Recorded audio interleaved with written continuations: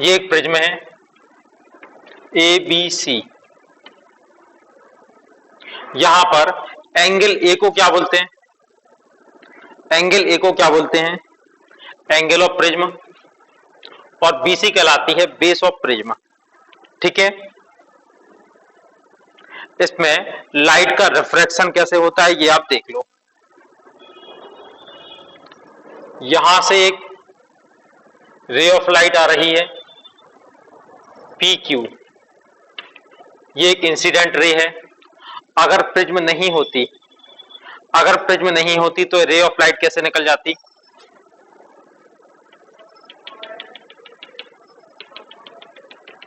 तो ये ray of light इस तरह से जाती। ठीक है। लेकिन ये ray of light rare medium से डेंसर मीडियम में जा रही है, तो क्या होगा? It will bend towards normal. इसका एंगल ऑफ इंसिडेंट कौन सा होगा? ये वाला कहलाएगा एंगल ऑफ इंसिडेंट आई। ठीक है। Ray of light rare medium से डेंसर मीडियम में जाएगी, तो it will bend towards normal, normal की ओर बेंड हो जाएगी। इसके बाद इस सरफेस पर स्ट्राइक करेगी। इस सरफेस का नॉर्मल कैसे ड्रॉ करेंगे? इस तरह से। अब रे ऑफ लाइट जाना कहां चाहती है? ये रे ऑफ लाइट जाना चाहती है इस तरफ, लेकिन डेंसर से रेयर मीडियम में आ रही है, तो ये नॉर्मल से दूर हट जाएगी। यहां से ये दूर हट गई, पी क्यू इंसिडेंट रे होगी, क्यू आर ये कहलाएगी रिफ्रैक्टेड रे, और आर एस ये कहलाएगी इमर्जेंट रे। आई कहलाएगा एंगल ऑफ इंसिडेंट, ई कहलाएगा एंगल ऑफ इमर्जेंट, R1 और R2 ये कहलाएंगे एंगल ऑफ रिफ्रैक्शन। अब आप ये देखो, इंसिडेंट रे ये वाली है, फाइनल इमर्जेंट रे ये वाली है। इन दोनों के बीच का जो एंगल होगा ये एंगल कहलाएगा डेल्टा, एंगल ऑफ डेविएशन। इसको अगर आप पीछे बनाएंगे तो यहां कहीं बनेगा, तो ये वाला एंगल कहलाएगा angle of deviation delta. Clear हो रहा है इतना? ये प्रिज्म है, इसमें सारे एंगल हमने डिस्कस कर लिए। अब यदि हम एंगल ऑफ इंसिडेंट की वैल्यू चेंज करेंगे तो डेल्टा की वैल्यू भी चेंज होती रहेगी। और अगर हम आई और डेल्टा के बीच में एक ग्राफ खींचें, जो कि इसका प्रैक्टिकल भी है, तो एक ग्राफ किस टाइप से मिलता है ये आप देख लो।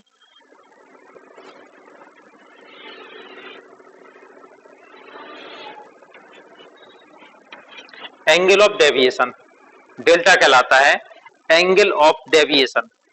अब यदि हम आई और डेल्टा का एक ग्राफ खींचें तो ये ग्राफ कैसा होता है? आई की वैल्यू बढ़ने पर डेल्टा की वैल्यू कम होती है। आई की एक सर्टेन वैल्यू पर डेल्टा की सबसे कम वैल्यू होगी।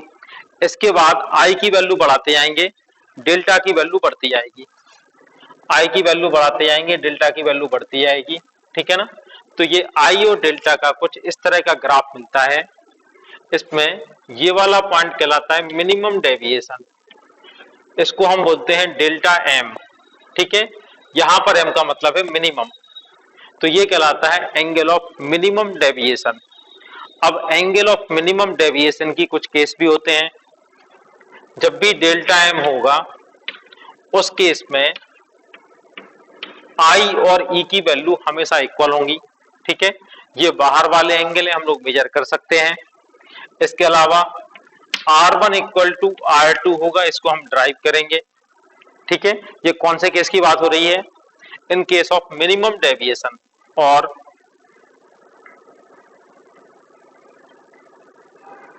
रिफ्रैक्टेड रे हमेशा बेस के पैरेलल होगी। ये इंसिडेंट रे है, ये रिफ्रैक्टेड रे है, ये इमर्जेंट रे है। ठीक है। एबीसी प्रिज्म है। रिफ्रैक्टेड रे कौन सी है? क्यू आर, तो क्यू आर पैरेलल टू होगा बीसी। ठीक है। तो ये कौन से केस के बारे में डिस्कस कर रहे हैं हम लोग? इन case of minimum deviation, minimum deviation के केस में आई और ई की वैल्यू इक्वल होती हैं, R1 और R2 की वैल्यू इक्वल होगी और रिफ्रैक्टेड रे ऑलवेज बेस के पैरेलल होगी। ये तीनों कंडीशन मिनिमम डेविएशन के केस में फॉलो होंगी। तो कभी कभी आपको ऐसे क्वेश्चन भी आते हैं जिसमें कुछ डायग्राम बना दिए प्रिज्म के और आपसे ये पूछा जाता है कि आपको ये चेक करना है कि कौन सी कंडीशन मिनिमम डेविएशन की है, कौन सी नहीं है। तो आपको चेक कैसे करना है? अगर रिफ्रैक्टेड रे QR बेस के पैरेलल है तो ये मिनिमम डेविएशन का केस होगा, और अगर बेस के पैरेलल नहीं दी हैं तो ये मिनिमम डेविएशन का केस नहीं होगा। Prove that in the case of minimum deviation R1 equal to R2, minimum deviation के केस में R1 इक्वल टू R2 आपको प्रूव करके दिखाना है। R1 और R2 की वैल्यू इक्वल आपको प्रूव करना है। कौन से केस में? In the case of minimum deviation. तो इसके लिए स्नेल लॉ कैसे अप्लाई करेंगे? म्यू एयर टू मीडियम या air to prism equal to sine I over sine R1। ठीक है, ऐसे ही लिखेंगे ना इसमें। Equation number 1। अब आप ये देखो, रे ऑफ लाइट इस सरफेस से बाहर निकल रही है फॉर सरफेस AC। तो आप रिफ्रैक्शन फार्मूला कैसे लिखोगे, सॉरी स्नेल लॉ कैसे अप्लाई करोगे? इसमें mu prism to air equal to sine R2 over sine E। अब इसको आप क्या लिख सकते हो? 1 upon mu air to prism equal to sine R2 over sine E। इससे क्या आ जाएगा? म्यू एयर टू प्रिज्म की वैल्यू क्या आ जाएगी? Sine E upon sine R2।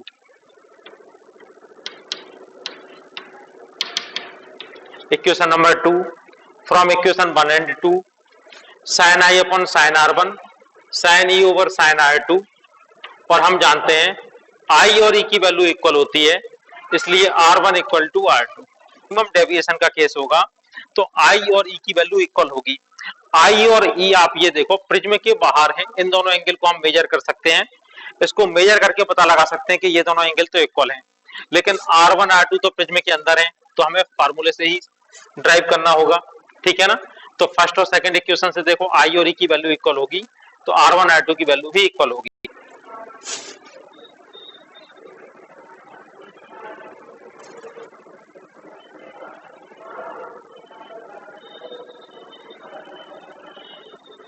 देखो ABC एक प्रिज्म है, इसका एंगल A है एंगल ऑफ प्रिज्म, और BC कहलाएगा बेस ऑफ प्रिज्म। यहां तक क्लियर हो रहा है? अब आप ये देखो, इसमें AB सरफेस पर एक रे ऑफ लाइट इंसिडेंट होती है। अगर ये प्रिज्म नहीं होती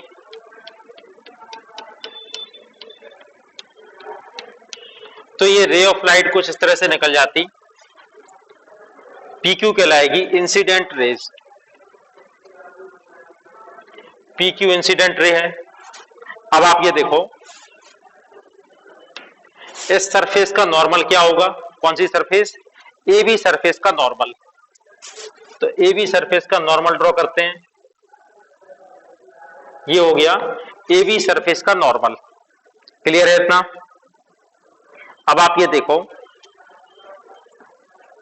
रे ऑफ लाइट रेयर मीडियम से डेंसर मीडियम में जा रही है, तो ये क्या होगी? It will bend towards normal. Normal की ओर बेंड हो जाएगी। जाने वाली रेज यहां, सॉरी अगर ये नहीं होता तो ये रेज ऐसे निकल जाती, लेकिन ये नॉर्मल की ओर बेंड होके आ गई। QR, ठीक है, QR होगी रिफ्रैक्टेड रेज। इसके बाद ये इस सरफेस पर, AC सरफेस पर स्ट्राइक करती है, तो इस सरफेस का नॉर्मल ड्रॉ करते हैं। ये हो गया इस सरफेस का नॉर्मल। अगर ऐसी सरफेस नहीं होती तो रे ऑफ लाइट इस तरह से जाती, लेकिन रे ऑफ लाइट डेंसर मीडियम से रेयर मीडियम में जा रही है, तो क्या होगा, it will move away from normal, ठीक है ना, नॉर्मल से दूर हटना है तो ये इस तरह से निकल जाएगी और ये कहलाएगी इमर्जेंट रे आर एस। क्लियर है इतना? एंगल ऑफ इंसिडेंट कौन सा होगा, इंसिडेंट रे और नॉर्मल के बीच बनने वाला angle, angle of incident, normal और इमर्जेंट रे के बीच में बनने वाला एंगल, एंगल ऑफ इमर्जेंट ई, ये वाला पॉइंट एन, R1 R2 कौन से एंगल होंगे, ये वाले R1 और R2, ये कहलाएंगे एंगल ऑफ रिफ्रैक्शन। क्लियर है इतना? एंगल ऑफ डेविएशन कौन सा होगा, इमर्जेंट रे को पीछे बढ़ाने पर इंसिडेंट रे के साथ बनने वाला एंगल, ये वाला एंगल कहलाएगा डेल्टा, एंगल ऑफ डेविएशन, ठीक है, ये एंगल कहलाएगा डेल्टा, एंगल ऑफ। अब आप ये देखो, ये वाला एंगल आई है तो ये पूरा एंगल आई होगा, इस एंगल को हम ले लेते हैं मान लो अल्फा, ये वाला एंगल हो गया अल्फा, और ये वाला एंगल थोड़ी देर के लिए ले लेते हैं बीटा। तो आप ये देखो, एंगल आई किसके इक्वल होगा, R1 प्लस अल्फा, तो अल्फा की वैल्यू क्या हो जाएगी, I माइनस R1। ये बात समझ में आ रही है आप लोगों को? दूसरा देखो, ये एंगल E हो गया, एंगल E किसके इक्वल होगा, E इक्वल टू हो जाएगा R2 प्लस बीटा। देखो ये वाला एंगल है E और इसका vertically opposite angle R2 plus beta होगा, इससे बीटा की वैल्यू क्या आ जाएगी, E minus R2, equation 1, equation 2, R Q,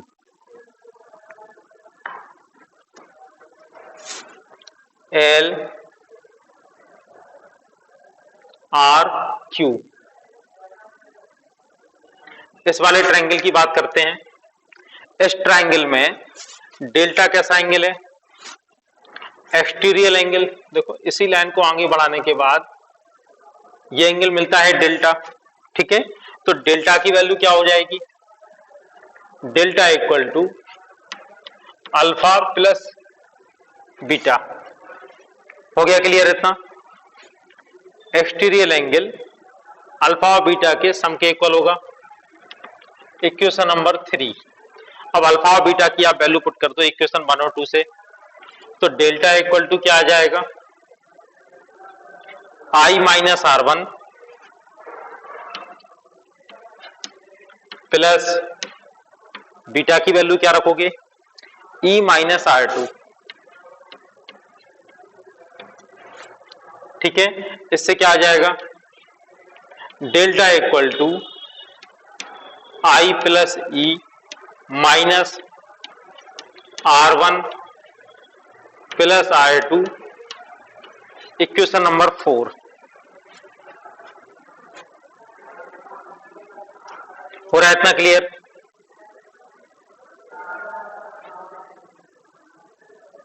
चलो अब आप इसमें देखो, क्वाड्रिलेटरल आप देख लो, ए क्यू एन आर,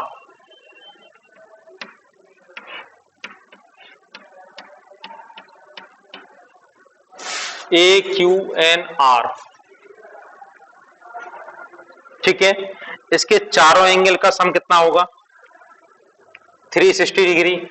कौन कौन से angle, angle A plus angle N plus, अब आप ये देखो एक एंगल कौन सा होगा, ए क्यू एन, ये सरफेस पर नॉर्मल है तो इसको डायरेक्ट 90 लिख सकते हैं, प्लस ए आर एन, ये वाला भी सरफेस का नॉर्मल है, इसको भी 90 लिख सकते हैं, इक्वल टू 360 डिग्री। क्लियर है इतना? देखो कौन कौन सा angle, A Q N N R ले रहे हैं quadrilateral, angle A plus angle N plus this angle plus this, ठीक है ना। ये वाला भी नॉर्मल है, ये वाला भी नॉर्मल है, तो इनको 90-90 लिख दिया। इससे क्या आ जाएगा, एंगल ए प्लस एन, ठीक है, इसको ऐसे लिख ले रहे, A plus N equal to 90 plus 90 180, इस तरफ जाके हो जाएगा 180 डिग्री। Equation number 5। अब आप इसके बाद देखें,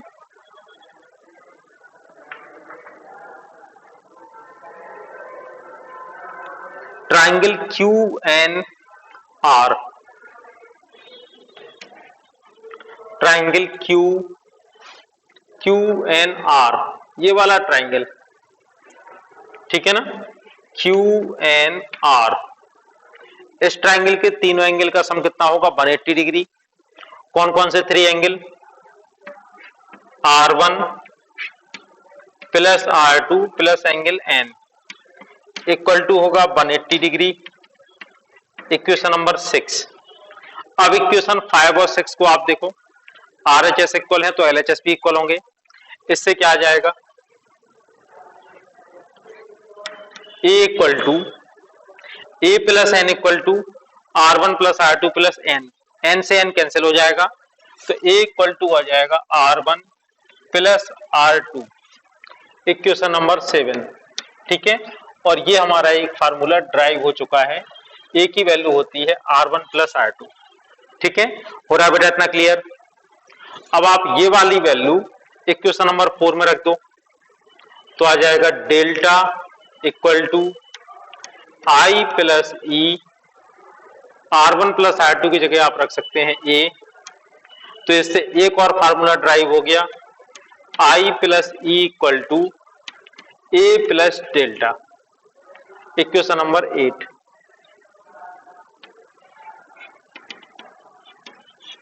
तो ये इसके इंपॉर्टेंट फार्मूले ड्राइव होते जा रहे हैं, ठीक है। A इक्वल टू होता है R1 plus R2, I plus E equal to A plus delta. अब इसके बाद हम बात करते हैं in case of minimum deviation. अगर मिनिमम डेविएशन का केस है तो I की वैल्यू E के इक्वल होगी, R1 equal to R2 equal to होगा R, ठीक है।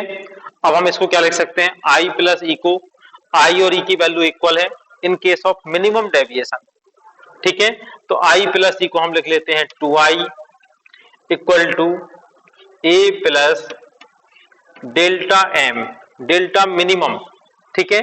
इससे I की वैल्यू आ जाएगी, I इक्वल टू आ जाएगा A plus delta M upon 2, I की वैल्यू आ जाएगी A plus delta M over 2, ठीक है। ये I की वैल्यू आ गई। अब किसकी वैल्यू फाइंड करनी है, R की वैल्यू, ठीक है। तो मिनिमम डेविएशन के केस में हमें मालूम है R1 equal to R2 equal to होता है R, ठीक है ना। तो आप यहां पर A की जगह क्या लिख सकते हैं, A equal to R1 plus R2 यानी 2R, इससे R की वैल्यू आ जाएगी A बाई 2, ठीक। हाँ, अब आपके पास I की वैल्यू आ चुकी है, R की वैल्यू आ चुकी है, और हमें मालूम है म्यू इक्वल टू क्या होता है प्रिज्म के लिए, sign I over sine R1, ठीक है। तो म्यू की वैल्यू क्या हो जाएगी, साइन I, साइन I की वैल्यू होगी A plus delta M over 2 over sine R1 sine A by 2, ठीक है। ये इसका आंसर होगा।